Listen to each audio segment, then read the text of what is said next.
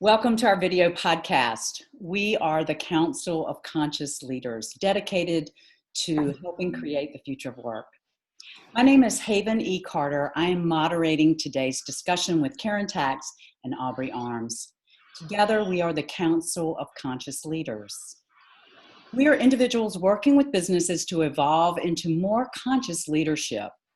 We believe to be successful, the future of work depends on collaboration and connection. With collaboration and connection, women and people come together to have greater impact and more fun. Isolation is the enemy of health and wealth.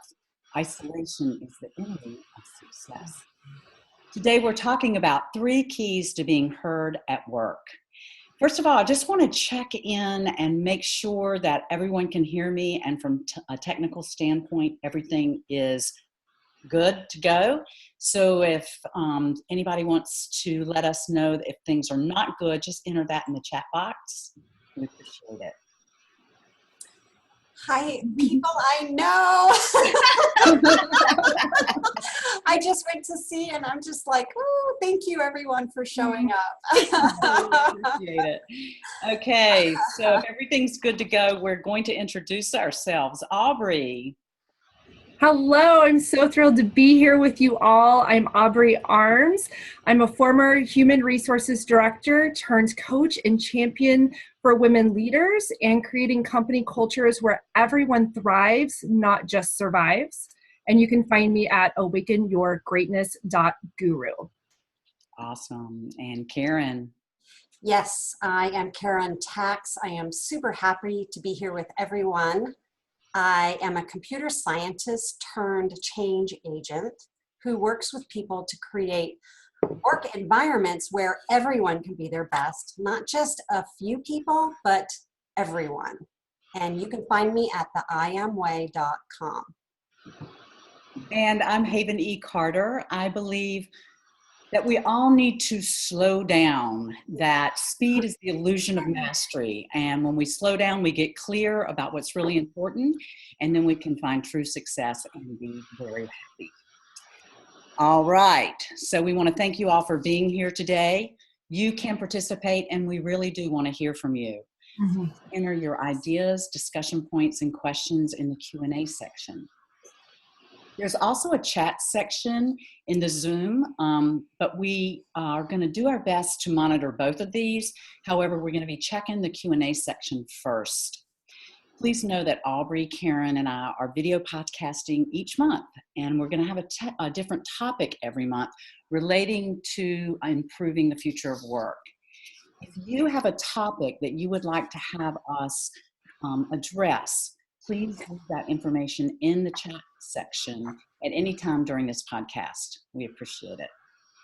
This video podcast is being recorded so that you can share it with your colleagues, friends, and family, and it will be emailed to you in the next day or two. So today's topic, 3 keys to being heard at work. Now, while we're targeting women, we do recognize that this is an issue that affects everyone. So Karen, in your experience, what are the biggest obstacles that women face in being heard at work today? Yeah, so the first obstacle that the 3 of us came up with is having an external focus. So that would be things like pleasing others and focusing on fitting in, or maybe you're thinking about, well, what is that person going to think about what I'm saying? So instead of being in here in yourself, you're out there kind of wondering what's going on. And what ends up happening with this is that people end up saying things in conversation like, would you like to? Or what do you think about? Right? So it's like you're talking about that person out there instead of saying, well, this is what I think. So the problem with this is that while I'm thinking about external stuff, I don't know what's going on in here inside of me, right? So if I'm having doubts or fears or anxiety about something, I can't filter that out from what I'm saying. I can't get myself centered and in a place of confidence. So I know where I'm speaking from. Am I speaking from my doubts, or am I speaking from my hopes and desires? So that external focus jumbles up our speaking in a way where we're not clear. Great, thank you. So Aubrey, in your work, in your experience, what do you see as the biggest obstacles that women and men face in being heard? Yeah, the first one that comes to mind when we were chatting about this ahead of time was perfectionism. And I myself am a recovering perfectionist, and I'm sure that some of the women attending our video podcast today can probably identify this idea of needing to be perfect. And I think a lot of that stems from, we get messages, particularly as little girls growing up, we get these messages about how we're not good enough. And they come in a variety of different ways. And so the solution to not being good enough is I must be perfect. And there's this place of fear that we'll get attacked if we're not perfect, if we don't have all our ducks in a row, if we don't know every single last possibility of information, we feel like we might be attacked. And oftentimes that is actually true in the workplace. And so we've got it into our heads, this notion that we have to be perfect. And that's just not a reality. We cannot be perfect all the time. We're human by default. We are not perfect. And so we've set ourselves up for a no-win situation, because if we're not perfect, we hold back, we shrink, we don't speak up, and we're never going to be perfect. So if you're a recovering perfectionist, or if you're not even know that you need to be recovering quite yet, just give yourself permission. Give yourself permission to not be perfect. Allow yourself to be messy, and hold your people around you at work accountable for giving each other grace to be messy and human in the process. Messy, that brings up a big Yes. allowing to be messy, and even to show our mess at work. That's a long cry from the days that I remember first working in corporate and being told, that no matter how I was feeling, that if someone, especially in upper management, asked me how I was feeling, I was supposed to say, I feel fine, I feel great, no matter how I was feeling. And today we're allowed to be messy. Is that what you're saying? Yes, we're allowed to be messy. That's a part of owning who we are. We're not perfect. Some days we show up and we are powerhouses, and other days we show up and we're questioning ourselves. Am I crazy? Am I silly for thinking this? And so we have the right to show up as we are and be accepted as we are, and not have to have this facade or this mask like you were talking about. We don't need to carry these masks anymore. I think that's part of what got us into the situation that we're in at work, where harassment is rampant and all kinds of hostile workplaces and toxicity at work is happening. And if I could just add, Haven, also, there are business models now around not being perfect. So for example, Google and What Would Google Do, the book, wrote about how their whole business model is around living life in beta. So put out your beta version of your software, run with that, and you'll learn, right? You'll learn from that. So we can do that in our speaking as well. I had a mentor that I learned a lot from, and one of her mantra was, perfectionism is the enemy of progress. And in business, we need to move forward. We can't get stuck in this place of perfection. So what else, Aubrey, do you think is getting in the way of us speaking up? Yeah, I'm going to use a 4-letter word here. It starts with an F. Fear. It is. I have lots of other favorite 4-letter words that start with F, but this one I'm going to talk about today, it's fear. It's the fear of looking stupid. I can't tell you how many women I've worked with on an individual basis or in groups where they're like, I'm afraid I'm going to look stupid. I'm afraid I'm going to look like I don't know what I'm talking about. And then we move into the fear. The flip side of the fear of looking stupid is the fear of actually being seen for our brilliance and our greatness. There is a fear of visibility. There's the fear of failure. And then right behind that fear of failure, there's a fear of success. And in my experience, the fear of success is a greater, deeper, bigger fear than the fear of failure. Once we really pull back the curtains And there's the fear of looking arrogant. We see, as women, we see how men do certain things, and we have our own judgments about them. We have our own judgments about how they're arrogant or they're full of ego or what have you, and we don't want to follow in those footsteps. And so that fear of not wanting to be seen as something that we don't find desirable is another reason why we hold back. So fear, and there's all kinds of varieties of fear that keeps us from speaking up and being heard. Yeah.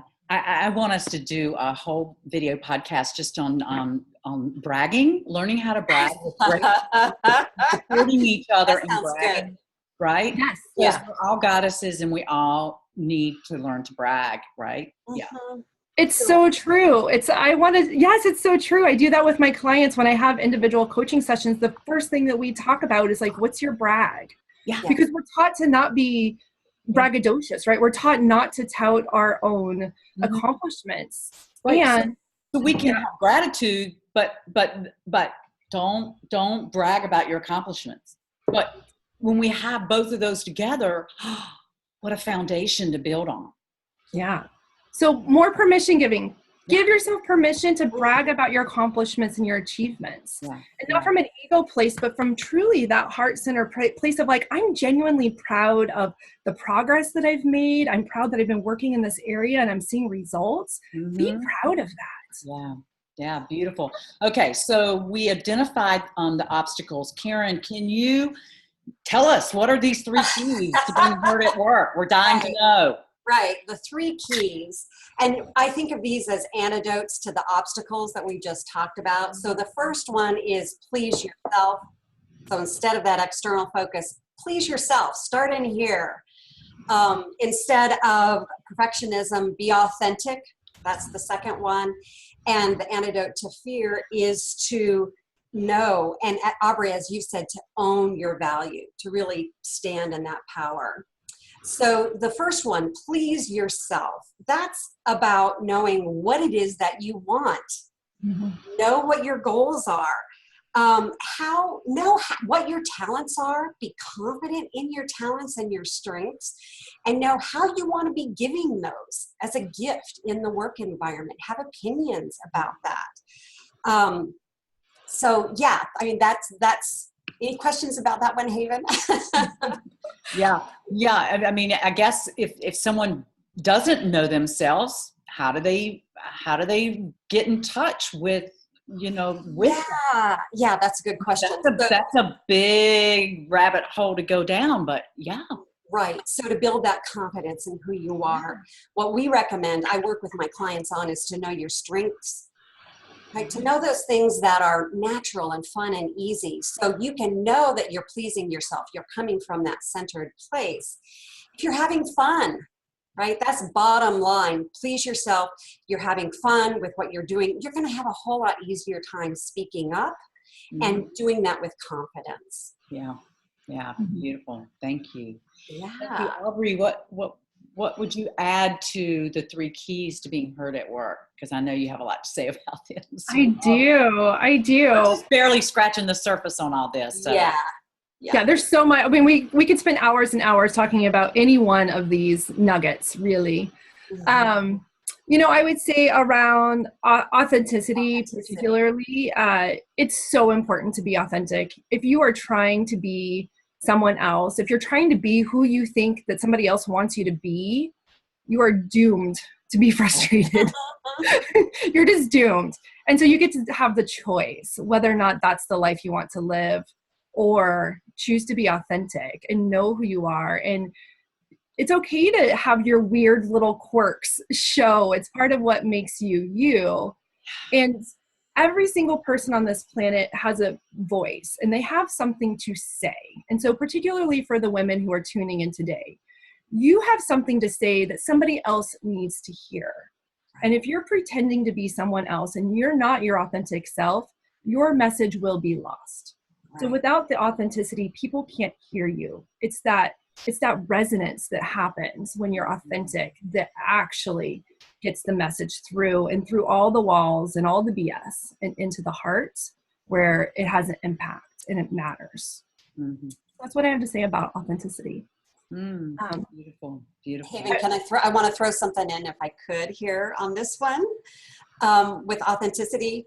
So I had a client conversation just yesterday where I was talking with, and this is a guy who's talking about his unique perspective on things. And we did some emailing back and forth. So you could ask yourself, how do I see things different than other people do? And that's what we were talking about. And he came up with this statement: I'm seeing certain individuals be combative at certain times. There are a lot of strong personalities, and thus there's hesitation for everybody to feel passionate about their own approach and ideas. I'd like to invest in building the team and creating more collaboration, because people not being heard is creating issues. So this was us practicing him speaking up from his authentic voice, what he saw happening. And just by batting it back and forth, we were able to hone in on something he felt was his true voice. That's what it can sound like. Yeah, that's beautiful. It's beautiful. So we have about 4 minutes left. And I do want to honor our participants by inviting you to put any questions that you have in the Q&A section here on Zoom. But one of the things that we wanted to touch on is that, we are targeting women. So there are some things that are particular about women. And, we're different, and we lead differently, and we communicate differently. Is there, Aubrey, something that you would like to speak to on that? And then Karen, I'll come to you for just a few seconds as well. Yeah, this touches into the third key of know your value and really up-leveling that to own your value. As women, we have important things to say and to contribute, and our gifts are very different. The feminine gifts are very different than the masculine gifts, regardless of what gender body is carrying those gifts. And one of the gifts that the feminine brings is connection, is collaboration, is inclusivity. And is this place to do things differently from a heart-centered place. And so there's a lot of women out there that feel like they can't lead from that place. They feel like they need to have the walls up, and they have to be professional, and they have to have this distance. And I'll tell you, women, if you can drop that and really own that you got something of value and connect to your people, connect to your teams, your partners, whoever it is, if you can really connect and drop all the things that you think you're supposed to do, you will find so much greater success that comes through that connection. Mm-hmm, mm-hmm. Yes, people will recognize authenticity and appreciate that so much more than us trying to put on a costume of something that isn't real, right? Mm-hmm. Yeah. And they'll resonate with your confidence and your value. Exactly. Really owning it. Yeah. Yeah. So Karen, is there something you'd like to add to that? Well, I just kind of would like to bottom line this, like, know what you want, trust yourself, and own your value. Those are really the three things that the three keys to being heard boil down to. And if we're going to start someplace, start with, what do I want? Mm-hmm. It'll take you from out there to in here and into your power, and take the drama that's out there and turn it into something that you can do something about. Okay, great. So we do have a question. Okay, I will give this one to you, Aubrey. What do I do if it's another woman who's not listening to me or interrupting me? Yeah, the interrupting. We live in a culture of interrupting. I go in to work with businesses all the time and have to really teach them how to not interrupt, like pause, allow the person to be finished. And so what I would say to this woman is I would have a conversation one-on-one, connection in a connection place, right? Not from a place of tension or a place of you're pissing me off and I'm angry, because we don't build connection from that place, but from a genuine, I want my sisterhood to support me. I want to support you. We're here together to build whatever the business is building or the organization is building. We're here to do this together. So can we figure out a way on how to work together? And I don't even know if you're aware of it. And, that's the first thing, is it's so prevalent in our society today. We don't even know we're doing it. Mm-hmm. And so there might be some agreements that you make of I don't even know if you're aware of it. And I'd like to draw your attention in a really loving way when it does happen, so that we can build a deeper, more solid relationship together. And we can go and have fun and produce amazing results. Because to me, that's the point of being in business, right? Like, let's produce results and let's have a lot of fun while we're doing it. Yes, that's, like you said, it's a habit, and it's a shared habit among so many people that I've even gone into partnership and accountability with people on some habits like that. Like, when you catch me, if you see me doing that, you let me know, and I'll let you know, and that way we can break that habit more quickly. I mean, I think I'm so aware, and then yet it's just like in Toastmasters, right? They have those little cues that help us. So we have time for one more question. What do you think about repeating yourself when, I've heard that if you tell someone that you're going to tell them what you're going to tell them, and then you tell them, and then you tell them again what you told them, and then you repeat it, that you'll be heard. Karen, do you think that this is an effective way to? I think the reality, from my experience with executives, especially when they're trying to get a message out, or women in general, you have to repeat yourself over and over and over again to really be heard. And there needs to be a feedback loop. How was I heard? What did they get? What did they not get? Try a different angle. It's not just those 3 times. It's many, many times. Yeah. Yeah, I would like to add into that, Karen, you brought up a really critical piece that I don't see very many people doing at all. And it is, I'm the one speaking and I want you to hear me. But in order for me to know if I was heard, right, I need that other person to actually reflect back what they're hearing. And then it's up to me to listen, to say, are they getting all the important pieces or not? And just that one skill, that one practice of like, okay, tell me what you heard. And getting that into a practice where it's just an automatic, we don't even have to ask for it anymore, is crucial. Because then you know if you're being heard or not. Yeah, it's sort of funny to think that you're going to say it once and people are going to get it, right? I think that's a bit of perfectionism that we live with, to think that. I think that's why they used to sit around the fire in the olden days and tell the same stories over and over again. Right. Well, you bring up a great point, Haven. In the olden days, right? Like, things are so different now. We have millions and millions and millions of information flying at us every day. We get so much bombardment of information. We really need to help each other distill what are the important parts. Mm-hmm. Yes. Make meaning of it, right? And make meaning. It's like, what does this mean for me? Yes. Yes. So I don't see any other questions. And do you all have anything else to add? Okay. So we want to thank you all very much for joining us today. And remember to check your email for the recording. The Council of Conscious Leaders will be with you next month for another discussion on creating the future of work. If you have a topic you want us to tackle, please put that in the chat box now. If you want to reach me, I'm Haven E. Carter. I'm an executive coach, speaker, and author. And you can find out more about me at havenecarter.com. Aubrey, how can people reach you? Yeah, absolutely. I'm Aubrey Armes, executive coach, speaker, and a fierce stand that women rise up and claim their feminine power that brings us together in connection and collaboration. And you can find me at awakenyourgreatness.guru. And Karen. Yes, and I'm Karen Tax, creating the future of work with the I Am Way. You can reach me at theiamway.com. Again, we very much appreciate your presence and participation, and we will see you next time. Thank you all. Thank you. Thank you. Thank you. Bye-bye. Bye-bye.